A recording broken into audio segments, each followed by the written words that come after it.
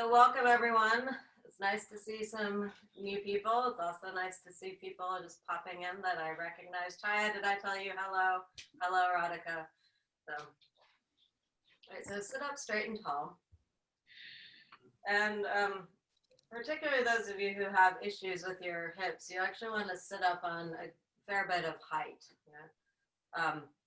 So right now I'm even sitting here and it's in the morning and my knees are level-ish with my pelvic bones, but I'm actually feeling a little bit of tightness in my groin. So I am actually going to take the effort and fold one of my blankets a little bit more. So I have a little more height to work with. And I can feel automatically just that little more height is giving me a little bit more release in the groin. Then take your hand and reach down and get your right hand and get your right foot or get your left foot and turn that sole of the foot up toward the ceiling. Then do the same thing with your other foot. Then take your hands on your left calf flesh and move your calf flesh up toward the ceiling.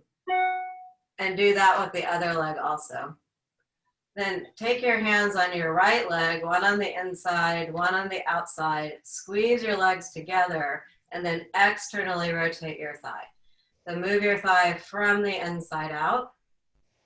Do the other same, and then you can work down your thigh. You can start up high near the top of the thigh and work your hands down. And as you do that, you should feel that the sitting bone moves in a little bit more toward the midline. And your groin should get a little bit more release also. And do your other side. So just by taking the time to do some of those manual adjustments, the body's really just like making your bed in the morning. Right? The body is just gets a little bit more organized. Just like kind of setting the intention for your day by saying this night sleeping is over and just taking those few minutes to make the room a little bit neat. It kind of sets you on the path of accomplishment for the day. So too, taking the time to do those various adjustments with your hands. Not that yoga is really about accomplishment in the same way that checking a to-do list is off, but it is about a sense of creating order. Another way of thinking about alignment is thinking about it as a sense of orderliness, right? Or organizing the body in a certain way. All right, then press your feet down into the floor and energetically lift your ankles up, and that too, you should feel some firmness come into the outer hips and a lift come into the chest. Keeping your chest well lifted and broad, bring your palms together right at the center of your sternum and have your forearms at the base of your rib cage. And then lift up, like press your hands into you a little bit and then lift up, and you should feel the chest get more lifted and broad, and also you should feel the trapezius muscles release away from the neck. When I feel that trapezius release, for me, what happens almost automatically is my eyes start to close. And so I just let that happen. Then, having organized your outer body, let's turn the awareness to the breath now. And as you inhale, make yourself taller from the tailbone all the way up through the head. Keep that height, and as you exhale, move the prana, or the energy of the breath, outward towards your side ribs and armpits. Inhale, make yourself tall. Keep that height. Exhale, make yourself broad. Inhale, extend yourself. Exhale, expand yourself. Use your breath to create additional inner spaciousness in the body. And that inner spaciousness, I think of it, maybe you've made the bed. Now maybe you have decided to sweep your yoga room before sitting down in your yoga space. That additional sense of inner order acts like a magnet for the mind, so that the mind wants to turn inward from the outer world more deeply in. It's like you want to go into a clean, orderly room more than one that doesn't have those qualities. Follow the exhalations with your mind, like they're a pathway or a thread you can follow to that inner spaciousness of you. And from that space within, let's chant 3 Oms together. Om.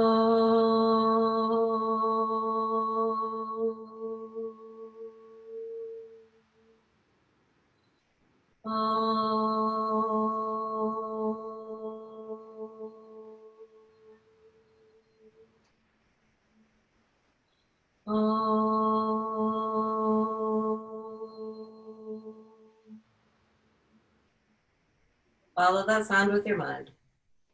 Follow the reverberation of the sound with your mind. And from that still space, let's inhale once more. Keeping your chest well lifted and broad, bring your chin down to your chest and your hands down to your thighs with your palms up. And then raise your head and open your eyes. All right, so notice which leg you've got in front. I happen to have my right leg in front, but it doesn't really matter. So stretch your legs out into Dandasana, staff pose. Join your big toes together and spread your other toes wide apart. Doing those actions of the feet should result in you feeling some firmness coming into your quadricep muscles and a lift coming into the inner thighs. Then with your strap, actually, if you have it, go ahead and put your strap on your foot. I need to find my strap. Hold on a sec.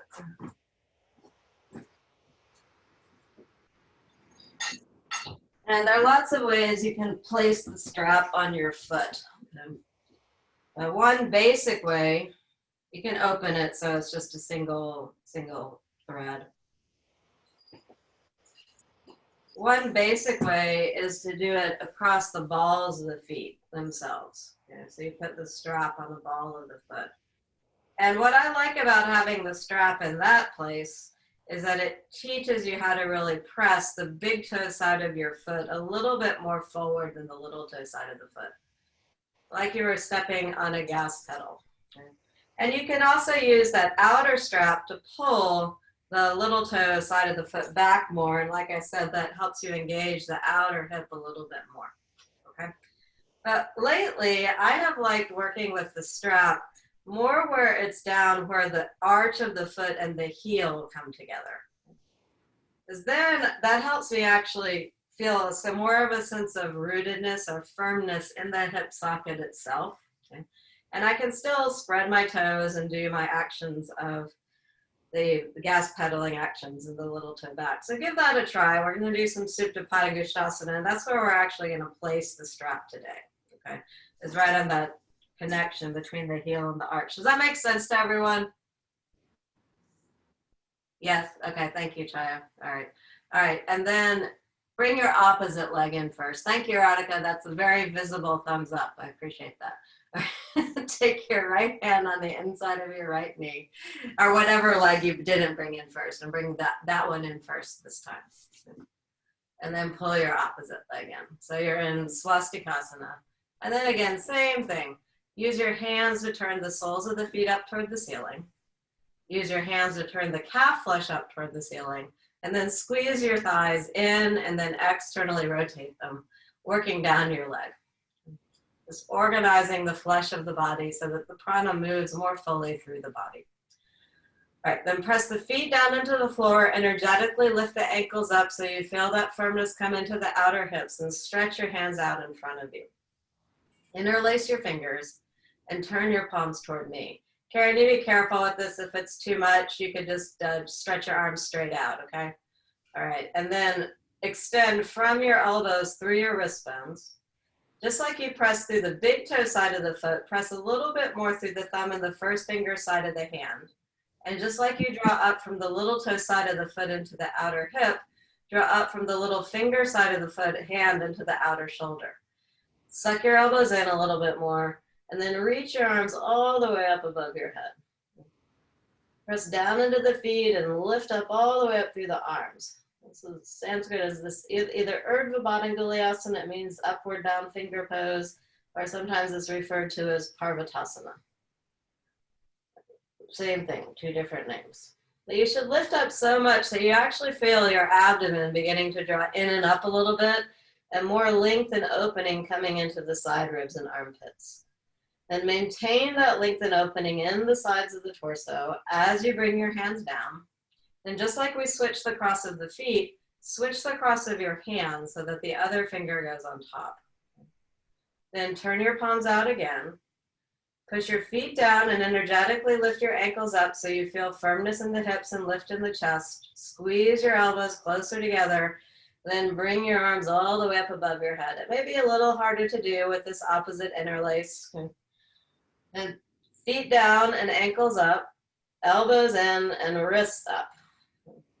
And lift up again so much that your trapezius muscles release, but lift up so much that you actually feel length coming into the side ribs, you feel your abdomen drawing in, and your armpits beginning to open. Keep that length in the side ribs and bring your hands down. Oh, Amelia, I think I didn't say hello to you. Hello, Amelia. And then lift your chest well. You should feel some vitality already there from the shoulder action. All right. Then stretch your legs out again into Dandasana, staff pose. Bring your first leg in again. Go through the adjustments that work for you. You may find that as you do them each time, it is a little bit quicker process, and you can kind of just feel your legs getting organized, feeling more release coming into the groin, more firmness in the sitting bones. All right, this one is another shoulder stretch. It's called down thumb pose. So you're gonna hook one thumb. I'm hooking my right thumb over my left thumb, pulling my thumbs against each other and stretching my fingers out straight. I find this one, both of these are really good stretches to do every day. You know, we're all spending more time on the computer and the keyboard. And so it's important to work on things that really do keep some flexibility in your hands. And particularly for texting, the thumb gets really tired. So this is one that's really good for me to do every day. So I pull my thumbs against each other and stretch through the ring fingers. And then reach your arms up above your head, just like you were doing in Urdhva Baddha Gulyasana, except you got your thumbs bound now. Typically, this is easier for people to get the elbows straight because it doesn't require as much of the wrists. And you may also notice that for me, this one gets a little higher up on the shoulder blades, that part of my upper back that gets tired from driving and looking at the screen. Okay, so I like to do both Urdhva Baddha Gulyasana and down thumb pose. Actually, I try and do them throughout the day. It's a nice little break from the computer. All right, then come down with your hands. Switch the grip of your thumbs. Pull your thumbs against each other again and stretch through your ring fingers. Keep pulling your thumbs against each other as you reach your hands all the way up above your head. Pull your thumbs against each other, stretch the ring fingers and lift up again. So you should feel the abdomen draw in, the ribs lift up, the armpits lift up as you stretch your fingers all the way up toward the ceiling. Lengthen those side ribs as you bring your hands all the way down. And just feel the opening that comes in the chest, just from those really basic poses. All right, got one more interlace, not one more interlace, but one more leg cross so that our legs are even. So stretch your legs out again into Dandasana. And then bring the opposite leg in first. Okay, so several rounds of Swastikasana. Make your leg adjustments as you need to. Stretch your arms out in front of you. Lift your arms up. This is just plain old Urdhva Hastasana, upward hand pose. Okay, I think you can't see my hands. I'm just taking it down so you can see. What I'm going to do is, when my arms are above my head, I'm going to hold on to my left wrist with my right hand. Okay. All right. So that's what I've got going on. Okay. I'm holding onto the left wrist with the right hand, and I'm using my right hand to make this whole left side of my body longer. Okay. Then I'm going to tip over a little bit to the right, and I keep on pulling the wrist with the hand so I can really feel that I'm trying to get extension in the side of the body coming all the way down into this side hip, right at the side of the pelvis. Right, now when you come back up, keep on pulling. So when you pull with your arms, you feel additional extension on your way back up. Right, then switch the grip. So hold on to the right wrist with the left hand. First, just lift straight up so you can feel it starting, getting that movement all the way down in the pelvic bone, right? Then to get even more length in that side of the body, tip over a little bit. Now, as you tip, keep on pulling, right? So that you're getting even longer in the side rib on that side. And then keep on pulling with your hand on your wrist as you come back to the center. Stretch your arms out straight to Urdhva Hastasana again, and then bring your hands all the way back down. And feel that additional lift and broadness has come across the collarbones from having done those 3 shoulder stretches. All right, stretch your legs out into Dandasana again, staff pose, engaging your quadriceps well. All right, then bend your knees. And come onto your hands and your knees. I'm going to turn to the side so you can see a little bit better. I'll get my second sticky mat in a second. But so you're on your hands and your carrot. If you need to put your hands on bricks or use a slanting plank, you do that. Okay. But from your outer elbow, extend through the thumb and the first finger. From your little finger, draw up into the outer shoulder and turn your biceps from the inside out. Keep pressing through your thumb and your first finger as you turn your toes under, and then push back into Adho Mukha Svanasana, your first downward facing dog of the day. Keep pressing your hands down and forward to bring the weight of the pose back into your legs. Most of you that I can see need to move their feet a little bit further back and a little bit wider apart.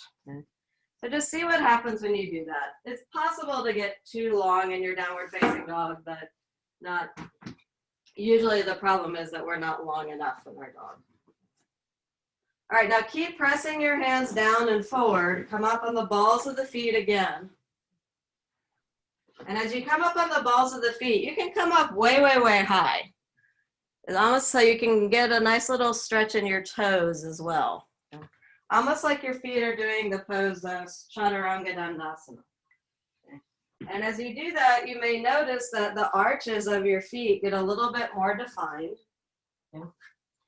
And that your quadriceps get a little bit more lifted and engaged. Then keep extending with your, pressing down and forward with your hands, and then roll over the balls of the feet and reach your heels as far back behind you as you can.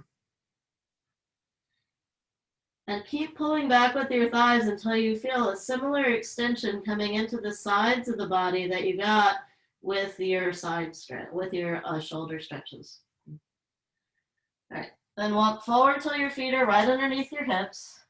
Place your hands on your pelvic bones, roll your shoulder bones back, and come all the way up.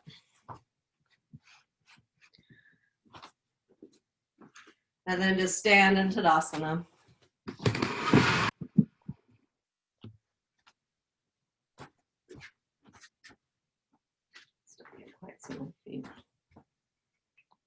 I was thinking as we were doing downward facing dog that there is a pretty famous Iyengar yoga teacher named John Schumacher, and he had a big studio in Washington, D.C. called Unity Woods, and it's actually just closed, unfortunately. But he had a really funny t-shirt that said, "Another day, another dog pose." And I was thinking about that, kind of like making the bed, right? Another day, you got to make the bed. Another day, you got to make the coffee. Another day, another dog pose, right? And so slowly over time, we just integrate the practice of yoga into the practices of our life. Extend through your ring fingers well so you feel that lift coming into the chest.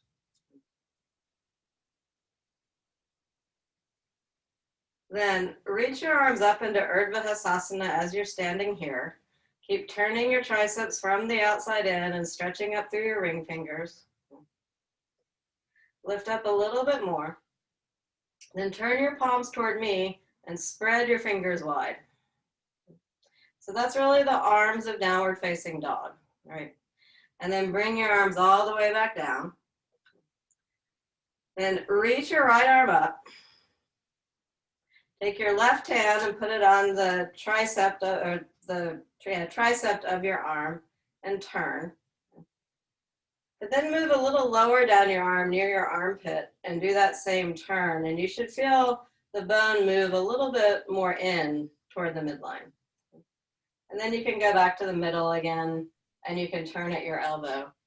Then use your other arm to see if you can move the right arm a little bit further back behind your head. And you should feel more opening coming into the armpits. And then bring that arm down and let's do the same thing on the other side. Reach your arm up into Urdhva Hastasana. Just grab right at the middle of your tricep like I usually teach, and then turn your tricep from the outside in. But then move your hand down to the armpit and turn again, and you'll feel that bone move more toward the midline. It's a lot like that movement we made of externally rotating the thighs and feeling the sitting bones move in. So when you turn your arm in this way, the shoulders kind of move in a little bit more. Okay? And then use your hand, like we did on the other side, and see if you can reach your arm a little bit further back behind you. No one mentioned any major shoulder issues, but you know, if this does feel too much on anyone's shoulders, you don't have to do it.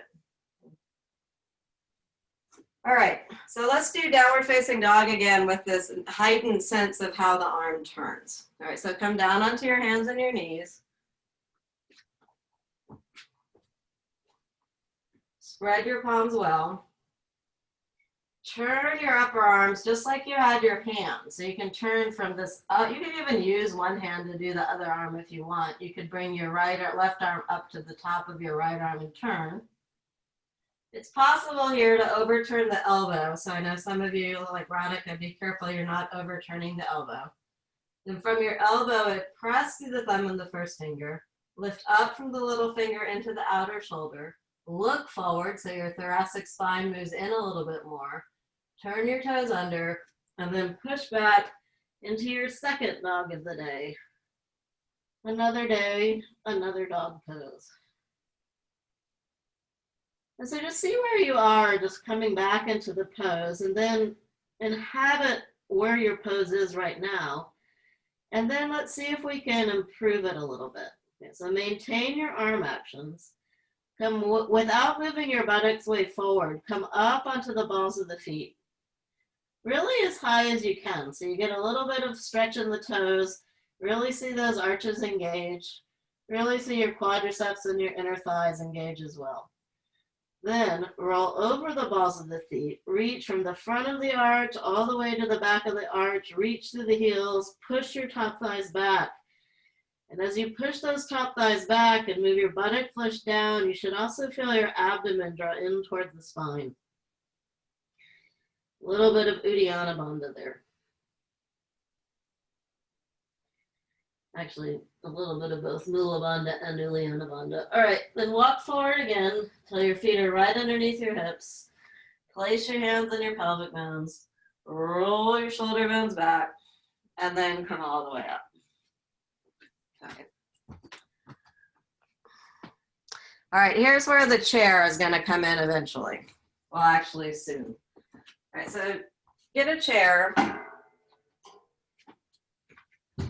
And it doesn't have to be the cutout yoga chair, but I will mention that those of you who are in Austin, Castle Hill Fitness is selling their props. Okay?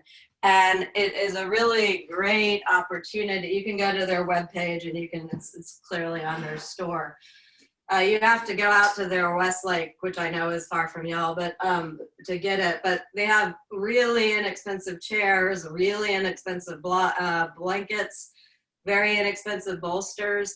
And it's really a great time to really outfit your own like home studio practice.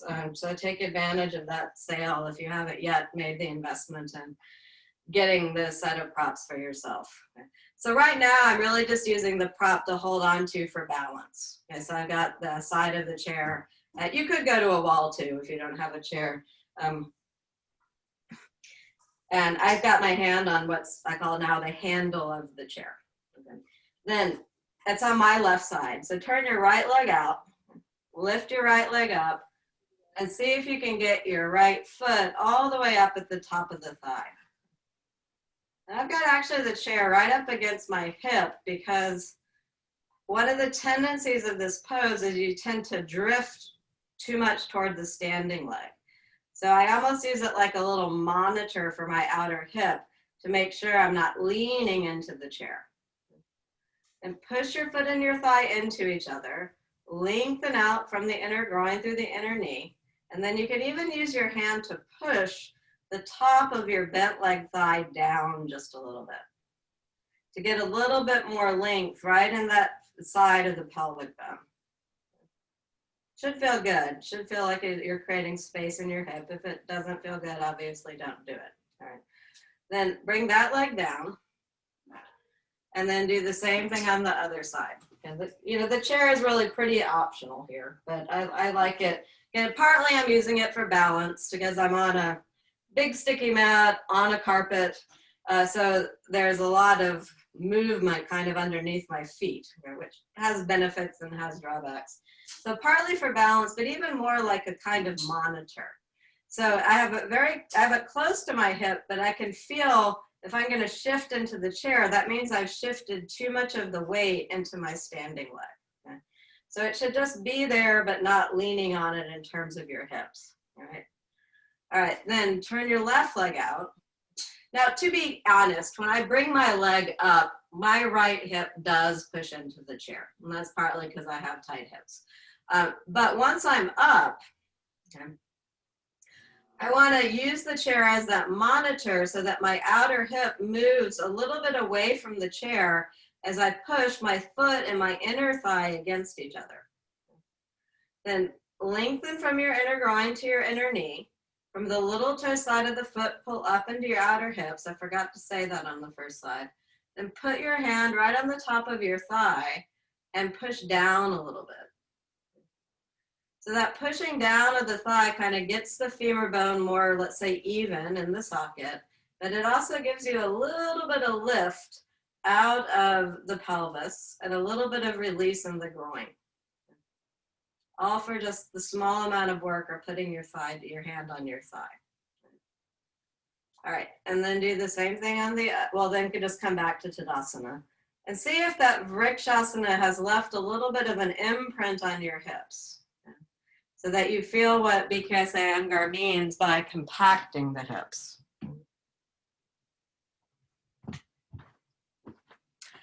All right. Now is where the chair or the stool and a brick or two are going to come in. And you don't need to sit through the chair. It's just a regular chair. Okay.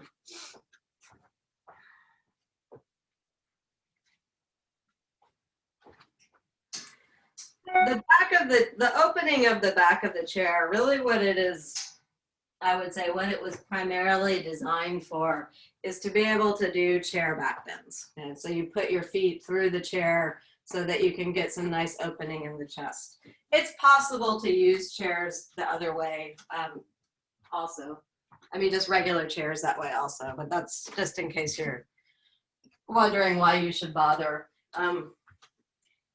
If you haven't, Jonathan had chairs at the studio, so you know what they all feel like. But for me, they were really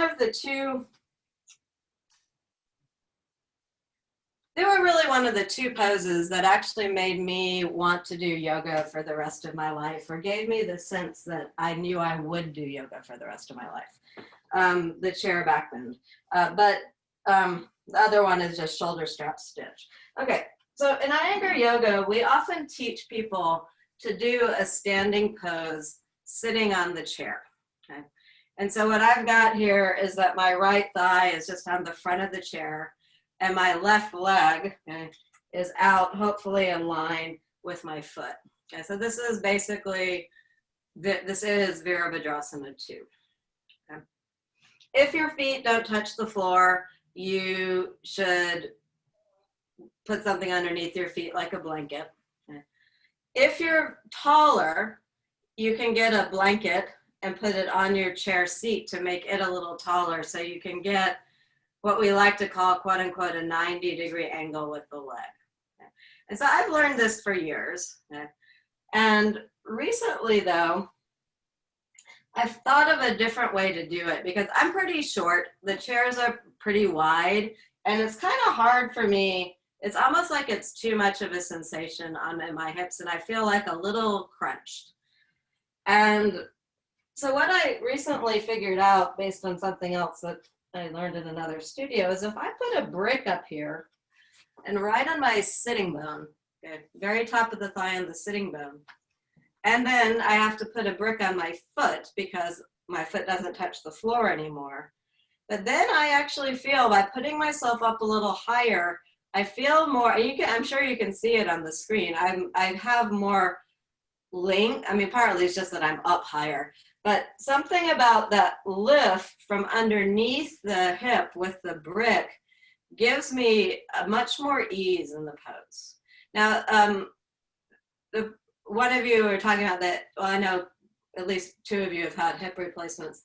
I feel like it feels good.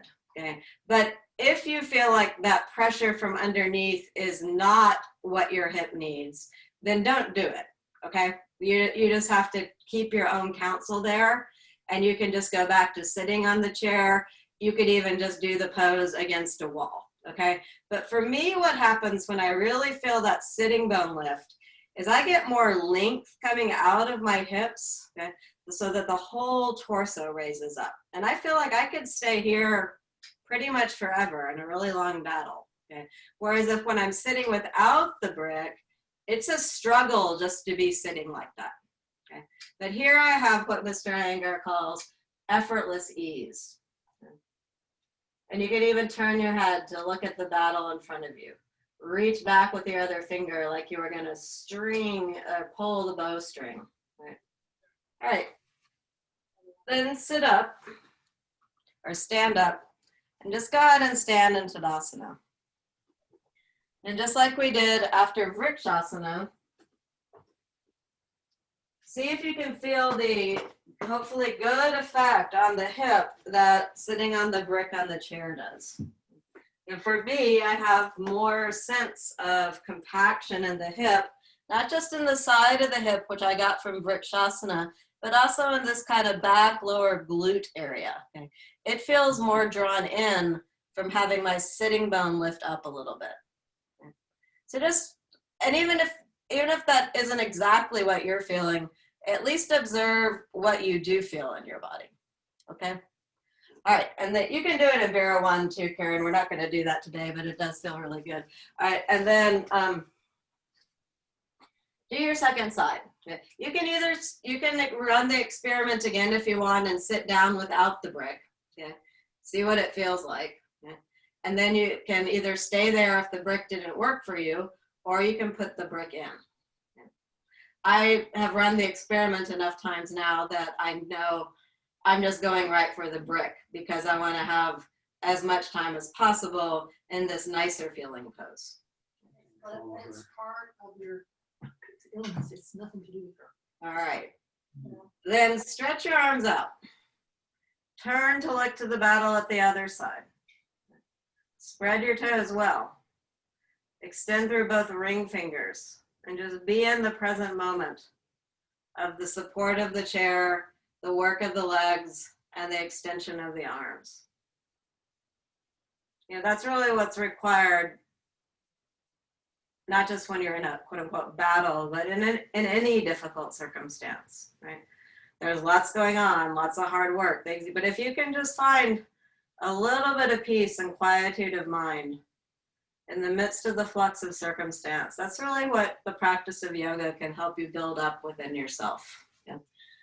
All right, and then in addition to Viveka, which destroys the video, but it'll also just help you deal, hopefully, with a little bit, well, not just deal, I was having a conflict with a family member the other day, and I was talking about it to another family member, and it wasn't, she pointed out to me that it wasn't so much that yoga helps you, it's partly that yoga helps you deal with a difficult circumstance because you're cultivating an equanimity of mind. But yoga also, by building up the viveka, which is the sense of discrimination, like what makes us be able to feel the effect of the hips, that also gives you clarity, the ability to see difficult circumstances more clearly. Okay? So it's not just how you respond, but it's actually your ability to see what actually is the case. Okay? And when you see what actually is the case, that in and of itself makes you have a different kind of response to things. Right? So that's one of the many wonderful benefits of yoga. Okay, we're gonna lay down right now and do the Supta Padangusthasana sequence, or part of it, or a lot of it. But your hips should already feel like they've done a little bit of opening for the day. Okay, so you're gonna lie down on the floor in Supta Tadasana.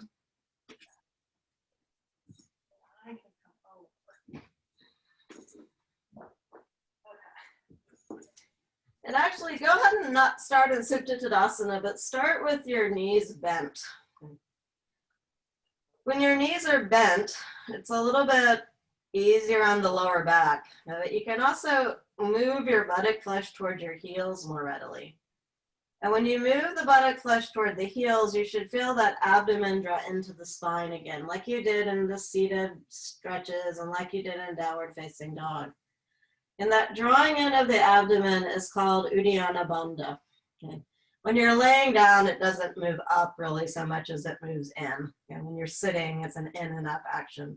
But just let the abdomen release downward. It's not a huge grip, it's just a drawing downward in. I mean, you can grip pretty hard.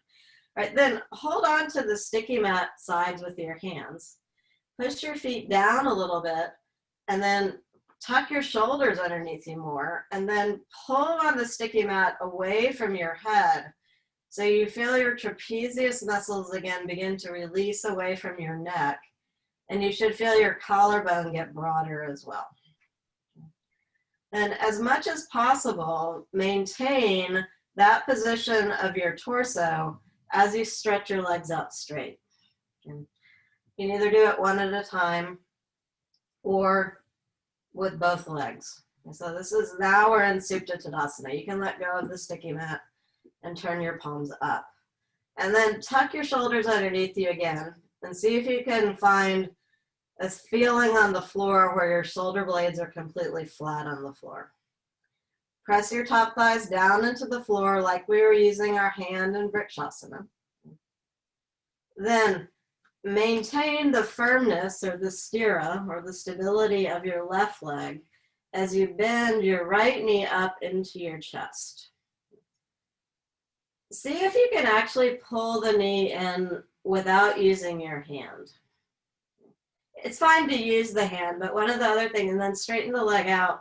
One of the things I've been noticing lately is that when I actually get my leg to do the work on its own, and don't depend, and then just move your leg in and out a few times. So work with a little bit of motion. I'm actually getting more release in my groin, and I'm also strengthening the muscles of my legs by doing this. And then after you've done it with the leg only, yeah, you can go ahead and use a strap or use your arms, and then you can pull in a little bit more. But still be sure that you're using the muscles of your leg. Okay? So from your heel, really pull toward your head. And again, if this is too much on anyone's hips, you don't have to pull in as much. Okay, you could also put a little blanket or a strap spacer between your front hip.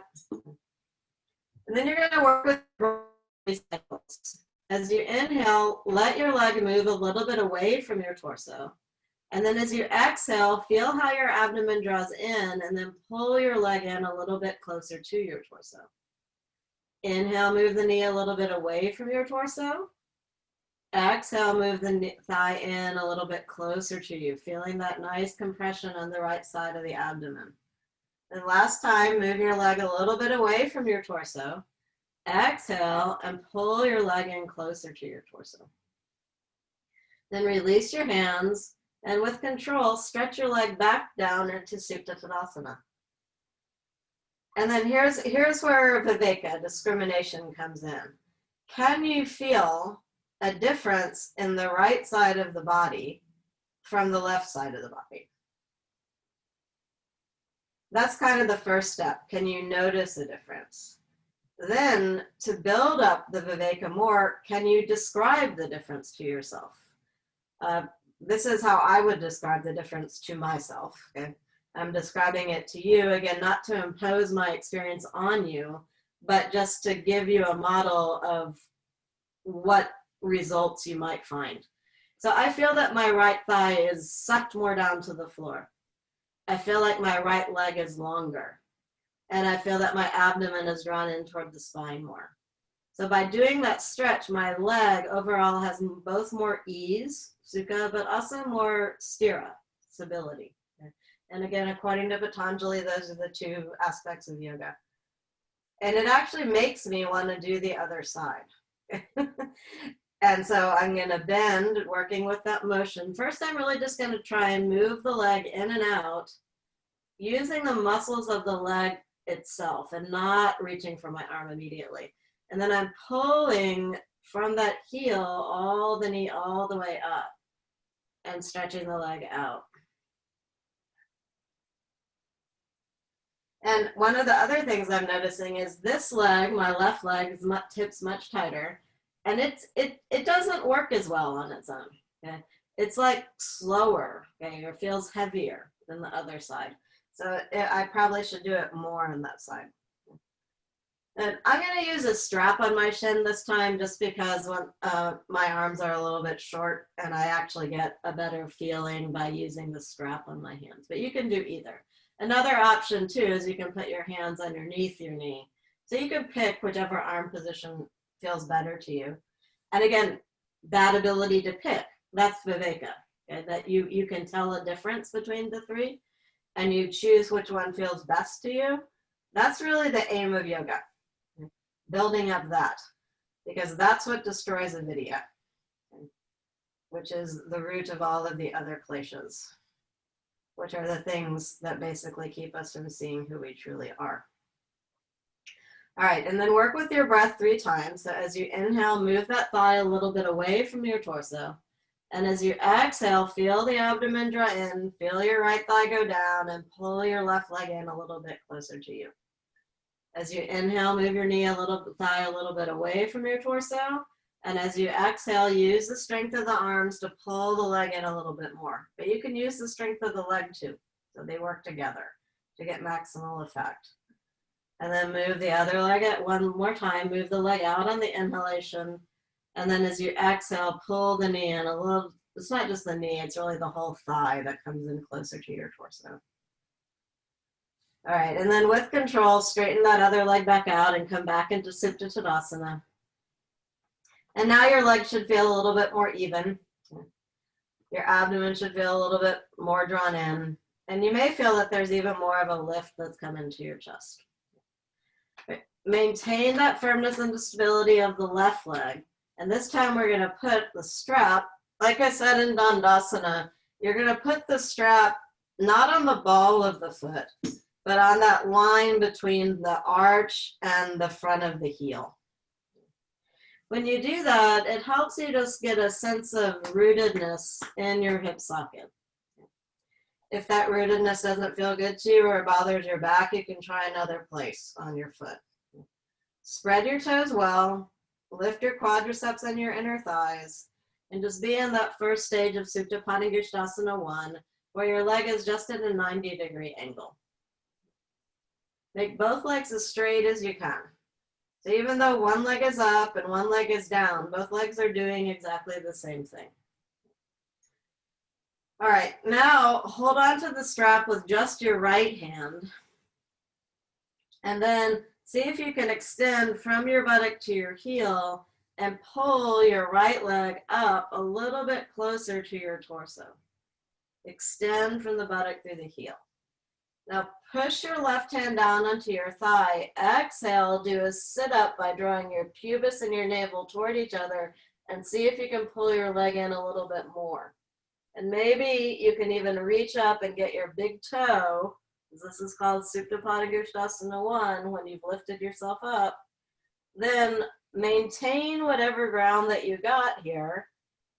And then lower your torso back down and see if you can bring your leg along for the ride with you and you feel a nice hamstring stretch and an intense opening in the front groin. Then let go of the strap and lower that right leg back down. And before you do the second side, just take a moment and observe, does the right leg feel different? What benefit does the right leg receive from having done Supta Padangusthasana 1?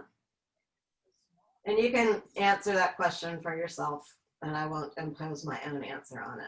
Except to say, it should be much easier to maintain the stability of your right leg as you make the transition to Supta Padangusthasana 2 on the second side. And I've got the strap right on the line between the arch of the foot and the front of the heel. I spread my toes from the little toe side of the foot, draw up into the outer hip. So I get my legs first, I get them as straight as I can. In this 90-degree angle, both legs. Really lifting the inner thighs and the quadriceps, opening the back of the knee. Whatever instructions you know, you just recycle them through your head and see if you can get maximal straightness.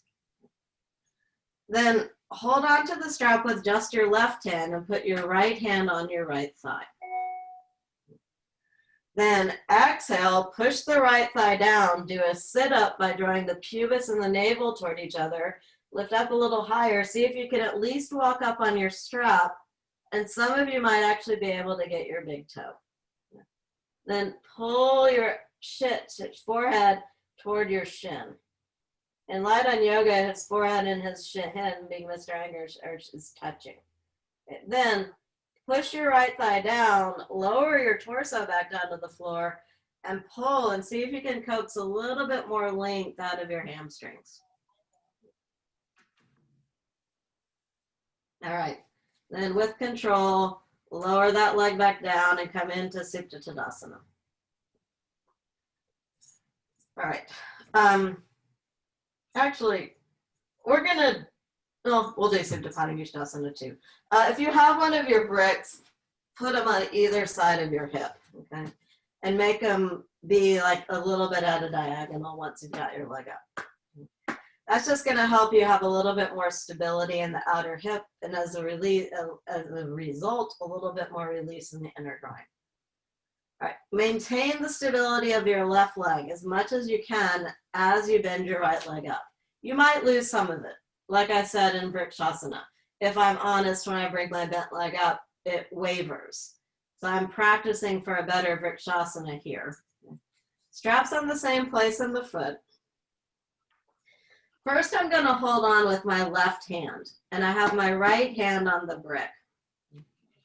So when I move my right leg out to the right, at some point, the brick won't move anymore because my thigh is on top of the brick. So once I'm at that point, then I hold on to the strap with my right hand. Okay. But with the brick, it will probably keep you from going as deep in the pose as some of you can. Mine isn't quite at the correct angle, so I'm going to angle it a little bit more like a V. Oh yeah, that's a lot better. Then don't let the brick do all of the work. Turn your awareness to the muscles of the outer hip and see if you can use your own outer hip muscles to do the work of the brick, so that you're creating firmness in your own outer hip so you can get more release in your own inner groin. Supta Padangusthasana 2. Then bring your right leg back up and lower your right leg back down into Supta Padangusthasana 1. If you have two bricks, you don't need to switch the brick, but if you do need to switch the brick to the other side, now's the time. But I'm noticing that there's a little bit more sense of width or spaciousness across my abdominal region from having done that Supta Padangusthasana 2. And oddly, my heel feels more rooted into the ground. I'd never noticed that before, but feeling it now. All right, as much as possible, see if you can keep your right leg straight and firm and not wavering as you bring your strap up to your left leg. Put the strap on that same place between the arch and the heel. Get the leg straight first. And my own brick actually doesn't move that much, but I'm holding on with my right hand first, so I can use my left hand to get the brick in the absolutely correct position. So I have to angle it a little bit. And that correct position I'm going for is just really trying to feel that the brick helps get more outer hip stability. So angling it as a V for me works quite nicely. Once I've got that set, or once the brick isn't moving because my thigh is on it, then I switch hands to be more like the classical pose. All right, then again, don't let the brick do all of the work. We focus on your outer hip muscles. Even if it feels like nothing's happening, send the signal there. Make your outer hips as firm as you can. by moving them away from the brick, and then see, does that yield a little bit more feeling of opening in the inner groin? And then bring your leg all the way back up. Bend your knees. Roll to your side. All right, now we're going to do a really fun pose that's called Anantasana. Okay. It means infinity pose. Sometimes it's called Vishnu's couch pose. The name actually means, I learned not long ago, infinity pose. All right. So I'm going to lay on my left side first because I want my right leg to go up under the ground. Okay. So this is basically like just doing Tadasana on your side. Actually, right now it's like doing Urdhva Hastasana on the side because I've got my arm extended outward. So you're going to do all of your same leg actions. Move your buttocks toward your heels. Draw your abdomen in. And that work of the leg and the abdomen is what helps you keep the balance in this pose. Then from your armpit, extend through the elbow and lift the head up. If it doesn't hurt your neck or shoulders, if it does, you can keep your arm just on the, head on the arm, or you could put a blanket underneath. Okay, so this is the first stage of Anantasana, just parallel to Tadasana. And put the arm on the side of your body so it makes it even more like Tadasana. All right, now as much as possible, try and keep the stability of the left leg as you externally rotate your right leg and bring your heel up to the very top of the thigh if you can. If your hip or knee doesn't let it, just let it be wherever it will. And so isn't this just exactly like laying down tree pose? And so lengthen from that inner groin to the inner knee. You can push on your top of your thigh, but you can also move your knee back and move your outer ankles in and see if you can feel like that block feeling in the outer hip so you get more opening in that groin. As much as you might need your strap for this next part, as much as you can, maintain the stability of the bottom leg. Put your strap on your foot, or if you can get your big toe, go ahead and do that. Move the knee and the elbow against each other to take the outer femur bone in so the groin opens more. And then see if you can straighten that leg out. Okay.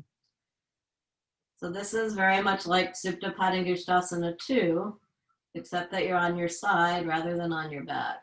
Okay. Suck that outer femur bone in, extend from both inner knees through the inner heels, and from the little toe side of the foot, draw up into both outer hips. Bye, thanks for coming. As much as possible, maintain the stability of the bottom leg as you bend your knee back and then put the leg into Tadasana. All right, then we just have to swing over and do the other side. Anantasana. All right.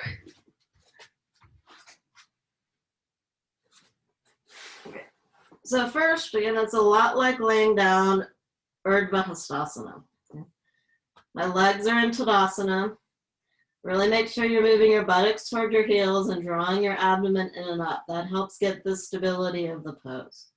Then from your armpit, extend through your elbow, lift your head up and rest your head in your hands. Establish your Anantasana Tadasana. Even working the arm. Now, as much as possible, maintain the stability of the bottom leg. On this side, I actually have to push. I'm feeling, I can actually push the little toe side of the foot down into the floor, and that helps me get some stability. All right, then, this time I'm going to try, can I get my foot up there? How high can I get my foot up without using my hand at first? And then, okay, I'm going to have to use my hand to place the thigh up there. And push your foot and your thigh into each other, just like you did with Vrikshasana. Lengthen from your inner groin to your inner knee. Put your hand on your knee and push back a little bit as you move your outer ankle toward your inner ankle to bring the hip in, and you'll feel more release coming into the groin. I'm actually going to do that again. Maintain the stability of the bottom leg as you lift your knee up, get your big toe, Before you straighten the leg, push your knee and your elbow against each other to bring that outer left hip in more and open the left groin more. Maintain the stability of the right leg as you bring your left leg up straight. You gotta suck that femur bone in more and make sure you're still working your muscles of your abdomen so that you don't lose your balance. Right. Good. Then you can let go of your hand. See if you can, without your hand, do that work of the legs and come all the way back to Supta Tadasana. All right, good job, everyone. Then just roll over onto your abdomen. Come onto your hands and your knees again. And do another downward facing dog, Baddha Mukha Svanasana.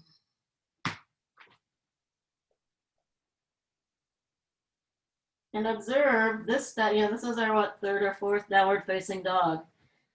So, cultivate the viveka here. What did all of that Supta Padangusthasana and the Anantasana work yield in terms of this final downward facing dog of class? I feel much more extension from the buttocks to the heels, much more firmness in the hips, much more drawing in of the abdomen. All right, then walk forward till your feet are right underneath your hips. Place your hands on your pelvic bones, roll your shoulder bones back, and come all the way up. I know some of you, but I don't know all of you. So if you know how to do shoulder stand, not shoulder stand, headstand, Shirshasana, go ahead and set up for that. If you're not a headstand doer, you can either repeat downward facing dog, which we just did, or you can also come into the pose Prasarita Padottanasana with your feet wide apart. You can raise the floor with bricks if your head doesn't reach. So you can come into Prasarita Padottanasana or downward facing dog instead of headstand. If you are a headstand doer, then go ahead and get a few minutes of headstand in for the day. And come into Shirshasana. Or you could do Chaya, if you just want to do a headstand prep, that's fine too. Another way people often say it is, do whatever you do when headstand rolls around. Karen, it looks like you have too much weight on the left side of your shoulder, and so your whole body is kind of lifted. Yeah, that one. Your whole body is listing that way. Okay. So make sure you really use that and get it set up where it's, that's better, where it's even from the base. Well, Amelia, you corrected that. I was going to tell you your thighs were too far forward, but you corrected it. Good, Gay. That's actually very straight. The only thing I'd say, Gay, is lift a little bit more through your inner heels and pull down from the little toe side of the foot into your outer hips. Jen, that looks good from what I can see. And yeah, Chaya, that's totally fine. Just Chaya, make sure your shoulders aren't sinking though. Okay, so if you're getting tired, yeah, come down and rest. Yeah. Yeah, particularly if you're doing something like headless headstand prep, which I've taught some of you, you want to make sure that you come down and rest because some of the headstand options are actually more tiring than headstand. But those of you who are in headstand, keep pressing your forearms down, keep lifting your shoulders up, keep reaching up through the inner legs, everyone, regardless of the pose that you're doing.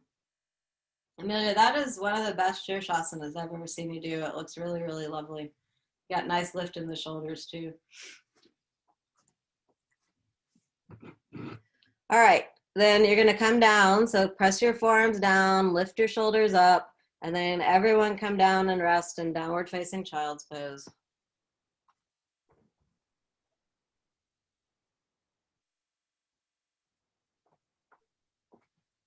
All right, and then you're gonna need a brick and a strap again.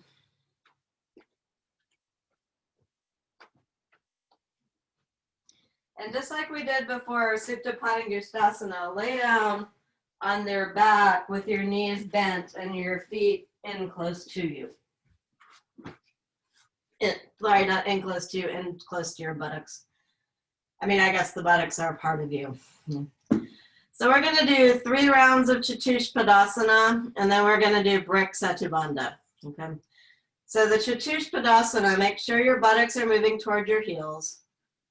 Hold on to the sides of the sticky mat with your hands. If you can easily grab your ankles, feel free to grab your ankles. That's the classic pose. For me, I get much more opening in the chest if I use the strap a little bit, and then I can really get my shoulders tucked underneath me well, okay? So you make that decision for yourself. Another option would be to hold on to the sides of the sticky mat, and you can even also interlace your fingers underneath your buttocks. You pick whichever arm position works best for you to get maximal opening in the chest, okay? Then make that decision. You can also change your mind. Press your feet down and lift your buttocks up high. Now to keep that lift of the buttocks, you really have to move your hamstrings and your buttocks toward each other. So that opening of the front groin here is supported. So, now that I think about it, it's almost like the brick that we were sitting on. We are using our own musculature to create more openness on the front. Right? That has to stay. Then rock from side to side to get your shoulders tucked underneath you. Pull on the strap and move your shins toward your chest. Press your feet down and lift your buttocks up high. Press your arms down and lift your chest up high toward the ceiling. See if you can tuck your shoulders, actually just a little bit more toward the chest. All right, and then keep your chest well lifted. Don't change the neck or the shoulders, and just lower yourself down to the floor. And you should feel a lot of vitality moving in the chest. Feels quite lovely. This physically prepares the body for a post shoulder stand.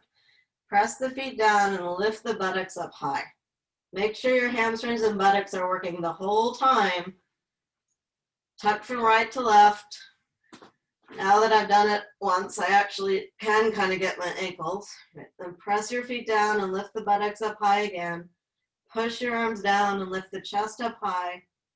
Feel the shoulder blades coming more onto the back. Then lower your buttocks down, not moving the shoulders at all. Well, they might move minimally, but the idea is to maintain the extra lift of the chest as you come down in between the rounds of Chatushpadasana. Okay, the third time around, I'm actually going to do that interlaced finger one underneath my buttocks. Okay, so I'm pressing my feet down, tucking my shoulders underneath me, and then I'm going to interlace my fingers like not turned or Dvibhatangalayasana, but like headstand. Okay. And then I've got that whole whole arm I can actually press down into the floor to get even more lift in that chest, maintaining my leg actions the whole time. And then release your fingers if you're doing that one and come down. All right. And just feel the effect of that Chatushpadasana. It's a very energizing pose, at least for me. And like I said, it prepares the shoulders and neck to do shoulder stand. The next thing we're going to do is Brick Setubandha. Very similar shape, but it has a very different effect on the brain than Chatushpadasana. I'm going to come up onto my toes, put the brick underneath my sacrum. I'm on the tallest version of the brick, but if that's too much for you, you just use a shorter version of the brick. You know, the brick has three sizes. And I have my feet about hip width apart right now.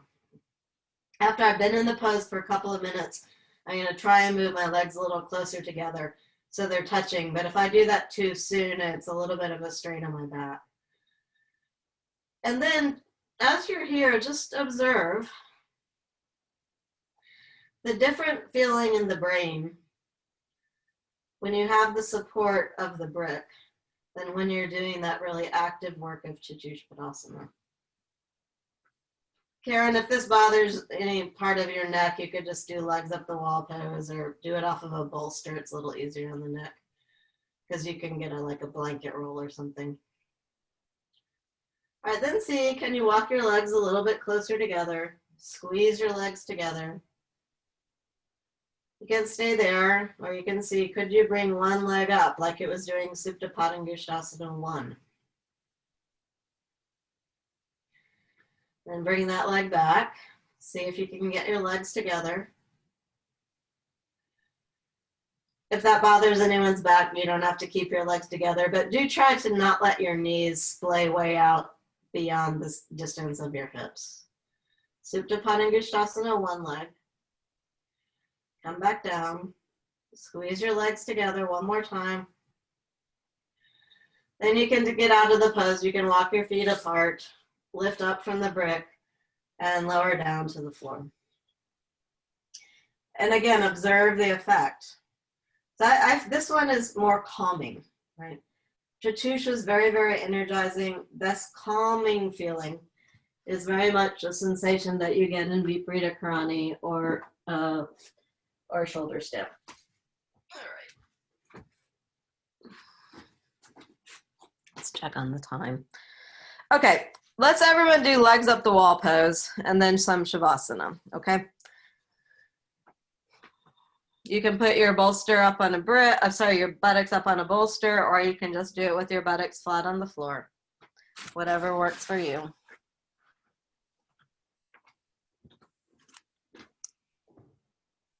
Viparita Karani, just like downward facing dog, is another pose that it's nice to find a way to get yourself in it for a few minutes every day.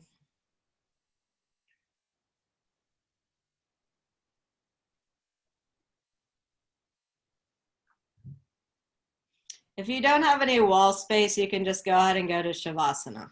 Right. Chaya, that looks good. Yeah, nice, Kay. Okay, a little bit, your legs are over toward the bed, just like an inch. Like, yeah, like that. And lift a little bit more through your right leg, Gay. Looks right on the money.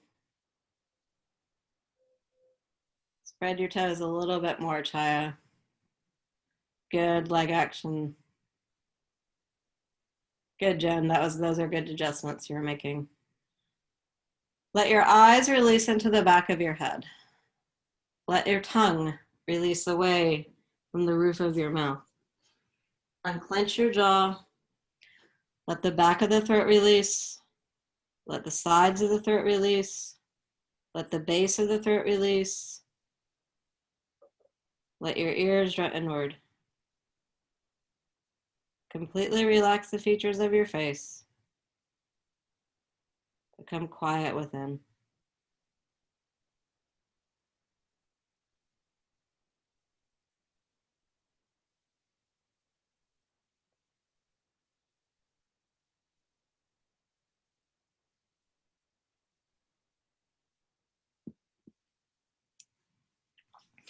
And we've got about 3 minutes left. If you want to just stay in legs up the wall pose for your final pose, you're welcome to do so.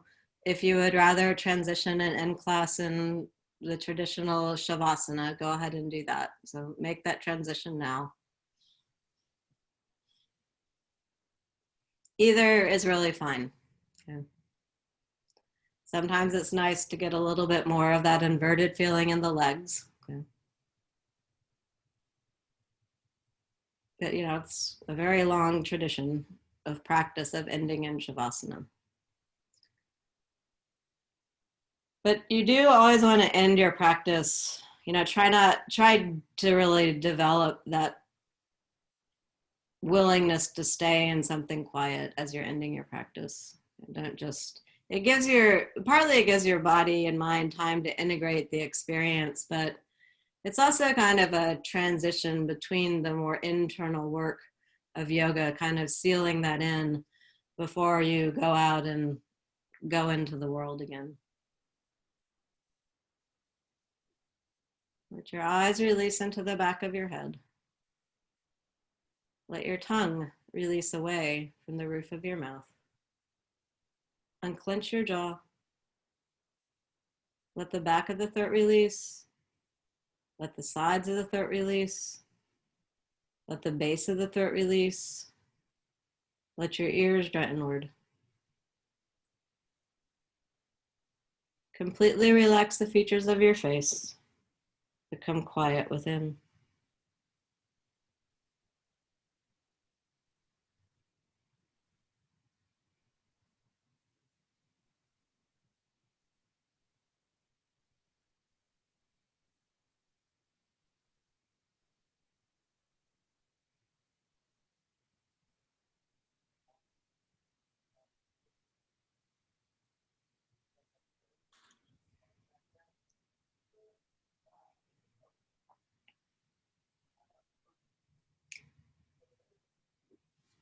But quietness within is what we're aiming for with one of the things that we aim for in yoga. Patanjali calls, or B.K. Iyengar calls it, dwelling in your untrue splendor. Be in that space of your true self. Just touch it for a few moments.